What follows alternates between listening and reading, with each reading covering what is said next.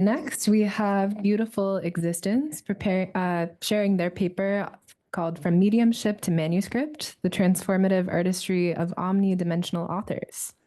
Beautiful Existence, a PhD candidate at CIIS and an MFA graduate from Naropa University, coined omnidimensional authors to decolonialize alternative spiritual knowledge. Creator of the Cannabis Tarot, honored in 5 museums, including MIT's distinctive collection. You can discover more on their YouTube channel at The Academic Oracle. Thank you.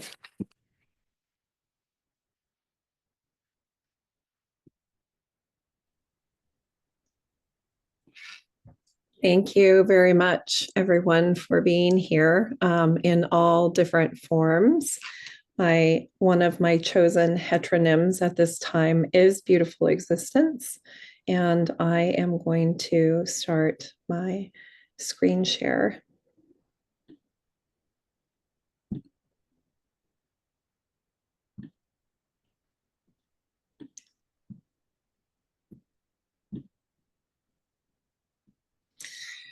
From Mediumship to Manuscript, the Transformative Artistry of Omnidimensional Authors. I feel like Adam set up this talk quite eloquently, so thank you for that introduction to what I feel is and who possibly could be an omnidimensional author.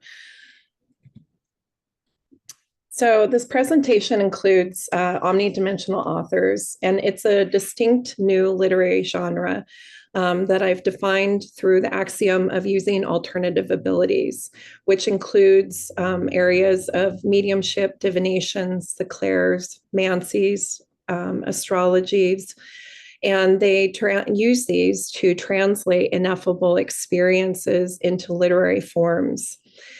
This genre, I come from a place that it's shaped through deep respect and reverence of different cultural lineages.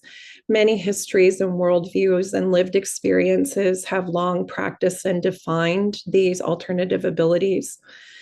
Although these contributions have been documented and legally acknowledged and literally influential, the voices of many engaged in these practices, as was just cited, especially from historically marginalized and non-traditional backgrounds, have often been overlooked. So this presentation is for the recognition and scholarly inclusion of this genre, affirming its place within literary history and helping to form a framework for honoring those who translate the ineffable into literary works. My intentionality and positionality as an oracle, as a person who has been in practice of many alternative abilities for many decades of this life, I recognize my position as a facilitator of this information, not as a spokesperson regarding spiritual expression. This presentation helps to emphasize participatory learning and our exploration, mutual exploration of historical and spiritual significance of these literary creatives who in many cultures have and continue to serve as conduits for ineffable knowledge sharing through literary forms. And it's important for me to always bring in an intentionality to a space by honoring many of my ancestors and guides that have helped me in being placed here in front of you, some of which include Vajrayogini, Mother Mary, Madame Lenormand, Cannabis Plant Spirit. I have many indigenous wisdom keepers of unknown and known names. The celestials and their astrologies, magics, esoterics, the elementals and energy and frequency, and in physical facility form, Harvard, the Divinity School, and the Program for the Evolution of Spirituality, and everybody, material and immaterial, in this space. I use the term omnidimensional as part of an unfolding language for the ineffable exploration and using it with care and integrity.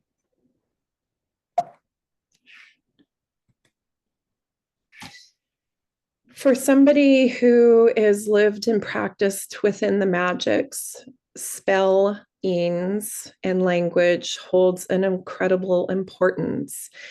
And when this literary genre and personage started coming to me through different alternative abilities, divinations, through my tarot deck, channelings, visioning, dream states, the language and the spell behind this vessel that I'm calling forth on behalf of myself and many others present and prior is incredibly intentional. I have been sitting with the scholarship for a long time, and multidimensionality for many years felt right.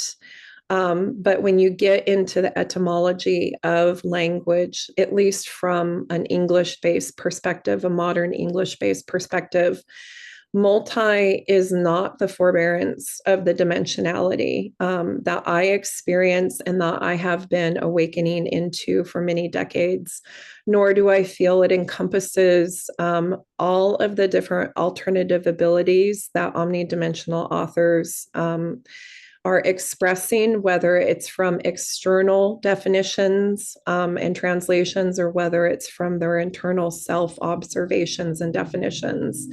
So omnidimensionality currently is the foundation, I feel, that presents varied dimensionality that can incorporate many cultures, many histories, and many different placements. And then the dimensional aspect of it, from my lived experience, very much is based within energy and frequency. So happy to see language and sound being added together here today in this room. I also feel that omnidimensional feels true to a multisensory experience, to non-linear and interrelational realm within ineffable, insights from these authors. And I'm coming from my lived experience in that definition. And that it implies like a presence in an interwoven fashion across intuitive, spiritual, symbolic, ecological. I had authors specifically come to me because of the agency that it creates, instead of like channel or seer, which is often referred to and go in such terminology, but authorship is really to help receive and translate and encode ineffable information. And since the axiom of this genre and this personage lies within alternative abilities, and what I call alternative abilities, specifically not using previous terminologies like esoteric that have, or that have limitations within their etymologies, as well as hidden or secret or private. This is very much calling out to those within this, realm that use these alternative abilities actively, and that there is nothing private within something that can be practiced, can be nurtured, and can be continually expressed and learned and grown in. So there is a lexicon that has also been taking shape over years that includes the clairs and the variances of clair ability: audience, sentience, cognizance, voyance. Also the mancies, many poets and authors, and especially some already distinguished literary genres deal with the mancy. There are a lot of mancies. And I love having discussions about them because alternative abilities are extremely diverse and definitely dimensional and often layer. Astrals and divinatory practices and tools such as tarot or runes and crystals or scrying. So that's the basis of this new genre and personage. And so from mediumship to manuscript, this presentation and raising up this canon of people, persons that have existed for thousands of years. And really omnidimensional authors here kind of challenging the traditional rooted authorship in more of a spiritual and intuitive and energetic reception. And also helping make, and transform manuscripts as the material result of spiritual authorship and translative agency, of being able to be firmly rooted and acknowledged within a vessel that encapsulates many different ineffable qualities and translatory processes. And this is a very important, genre because this is being able to take and make seen what is normally unseen. And as other presenters have shown, there are multi-facets of this that have been happening for a very long time. So focusing within the literary world and calling out a specific genre to be formed for all of these different expressions and translations really helps to ground movement into new directions and the cultures that they've been based on, or not based on, but that they've also followed suit through as well. So how I've been acknowledging this canon has been through a variety of either externally described processes that match up to a different alternative ability or author or writer. And a couple of them that I present here is like externally, Sir Arthur Conan Doyle stated of his wife's mediumship within the literary work Phineas Speaks, quote, "The medium never completely lost consciousness, but her hold upon her own organism was slight. The eyes were tightly closed and never opened until the power had left her," end quote. And a number of poets and authors and writers have self-described their different processes for entering into an alternative ability and or receiving information through the ineffable or with the ineffable and being able to translate it. And a noteworthy poet in history, Arthur Rimbaud, really started setting a tone pre the spiritualist movement at the very beginning, before the spiritualist movement, which I feel could have really helped Rimbaud expand his poetic visioning. But before that even started actually really taking shape within society on a greater level, Arthur Rimbaud self-described his process of being what he called a seer to friends in his Lettres du Voyant, when he said, quote, "The poet makes himself a seer by a long, prodigious, and rational disorganization of all of the senses," end quote. And again, these descriptions are very often what I have personally been able to associate with, and or that I have held discussion with others around. And it's important for me to also pay homage to the multiple cultures and histories that are also very much a part of this emerging canon and this genre in their own way and form. Since I am speaking to this, new possibility from a modern English, Western academic perspective, also a lived experience perspective as a medium and oracle.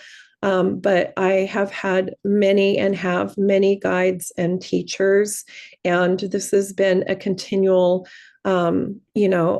exploration throughout many cultures and still is.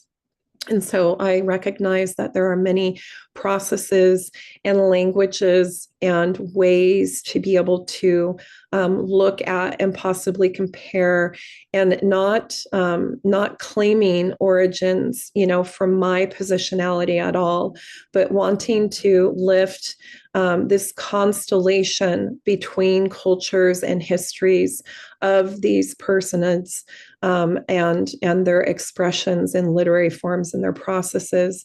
And these are a couple of them at this axiom of alternative abilities.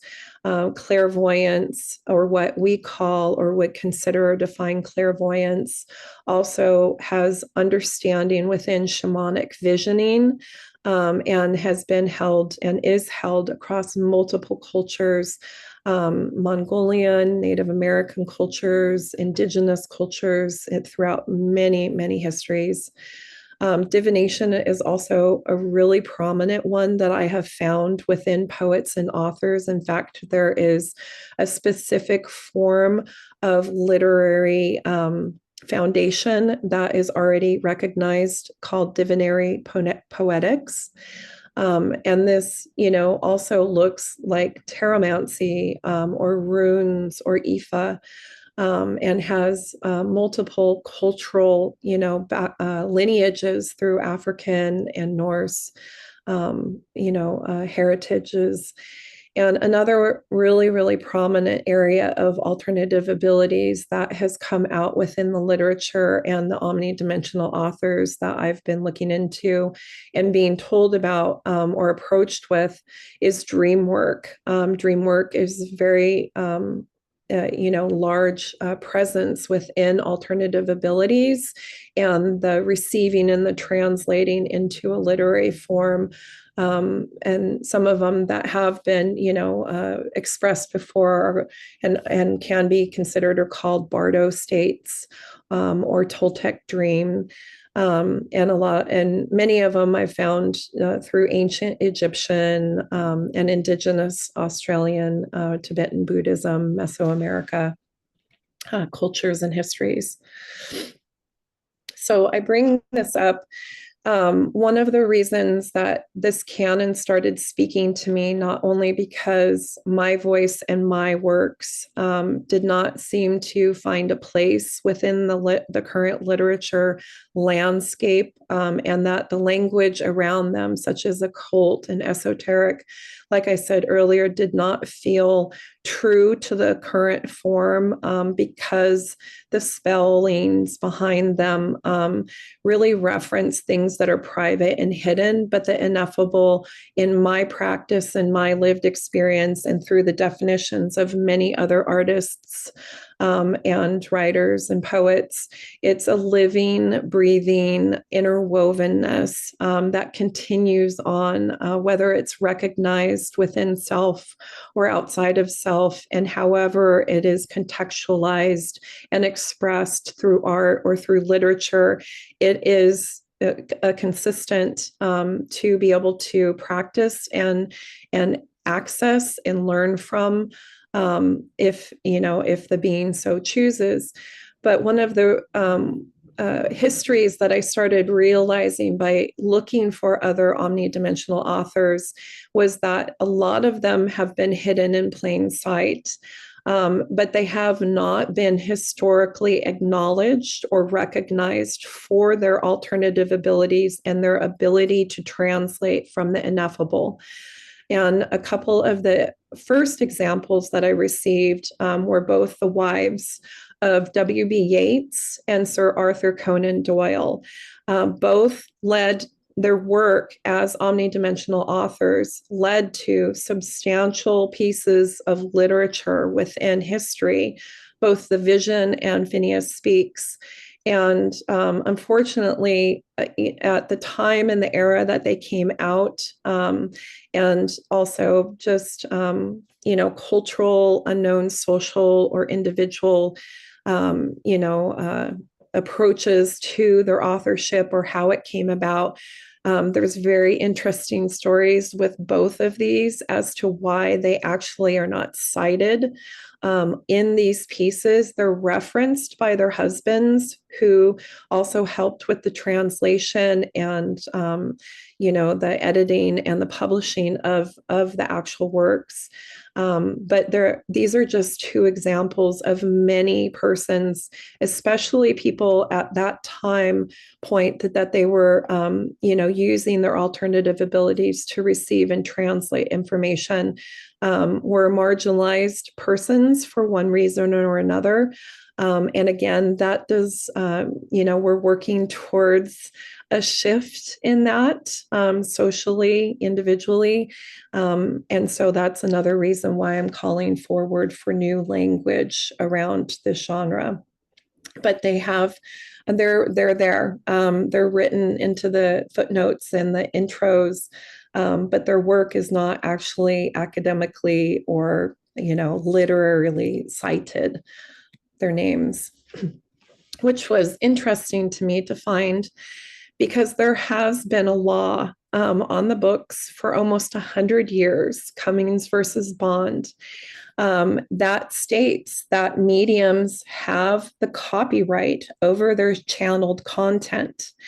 And so both of those wives were producing and being a part of Omnidimensional Authors' alternative ability processes at the same time that a law was being, noted to be able to give that copyright to the medium.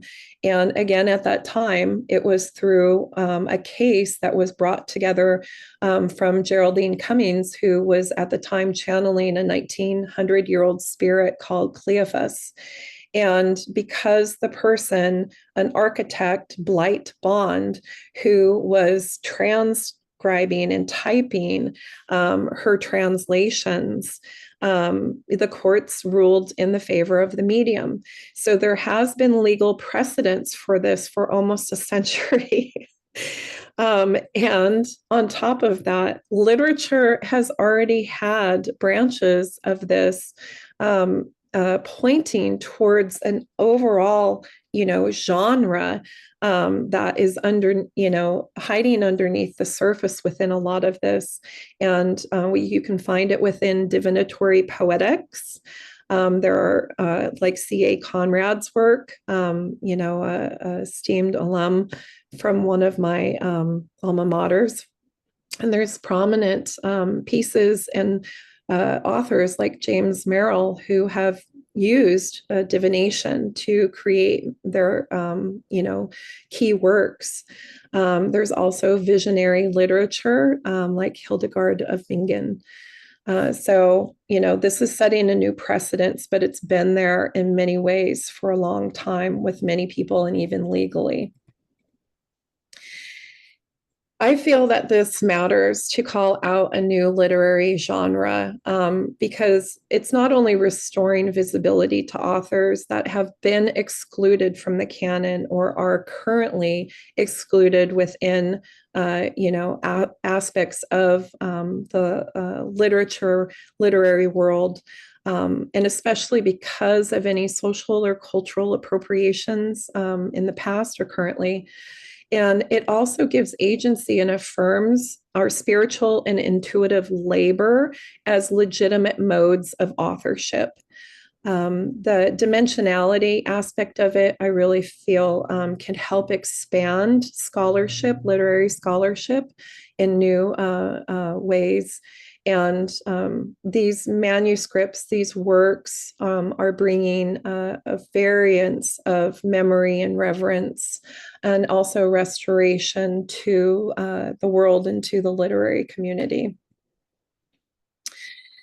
So I have started the canon. It's not updated. I also have a YouTube series where I go into the stories behind the authors and poets in the canon, and you can find more on my cannabistarot.com site. But I invite everybody that is receiving this information and that feels any kind of truth or alignment for themselves or others to please reach out and help grow this canon, because we've existed for a very long time.